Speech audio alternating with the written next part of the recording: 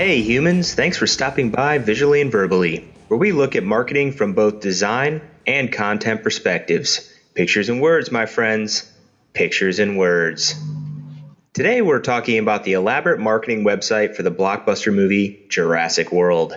You can find this website at JurassicWorld.com.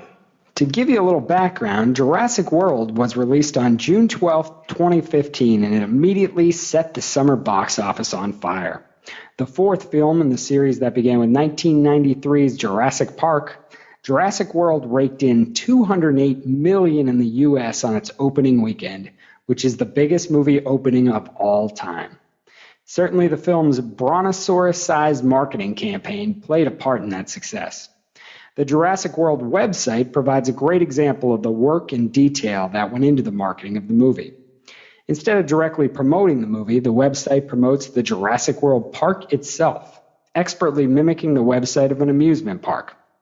So let's dive into what this website does well, visually and verbally. So there are a couple of really ingenious things about this site.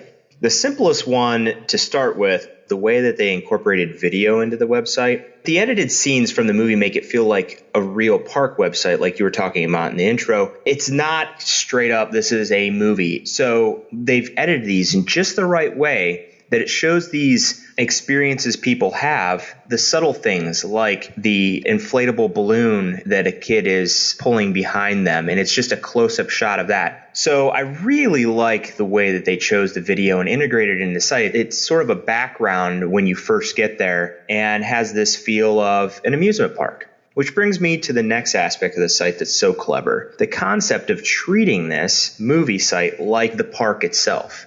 The site has all the elements you'd find in a zoo or a park where you'd visit the site to get more info about the attractions. Everything from the weather that they're experiencing there, the park capacity, the attraction times. For example, there's a Triceratops feeding at 4 p.m., free Mike and Ike's at 3 p.m. It's a whole other world and experience that transcends the theater itself, and I really, really enjoy this one.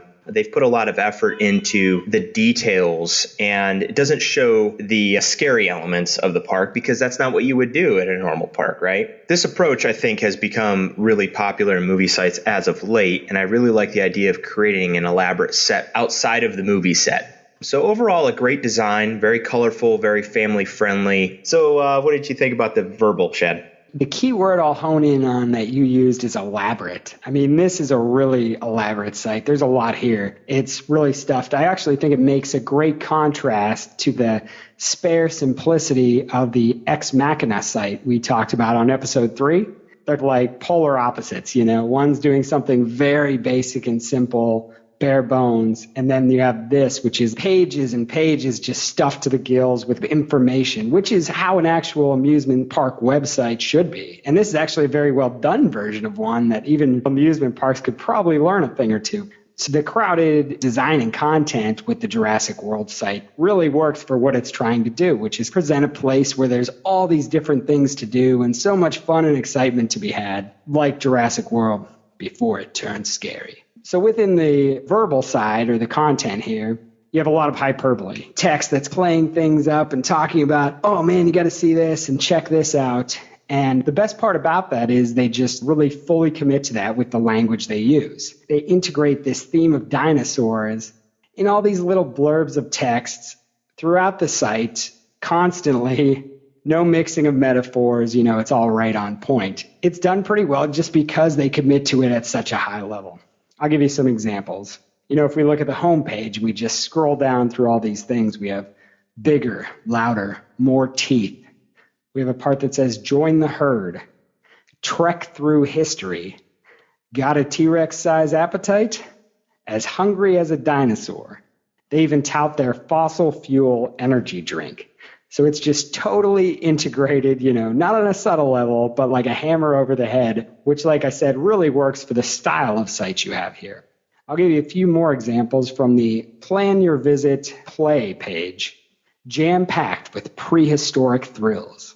Fun for everyone, whether you're 6 years old or 65 million years old. Dive into prehistory and splash around like a Mosasaurus. You'll have so much fun, you'll feel like you've been genetically resequenced.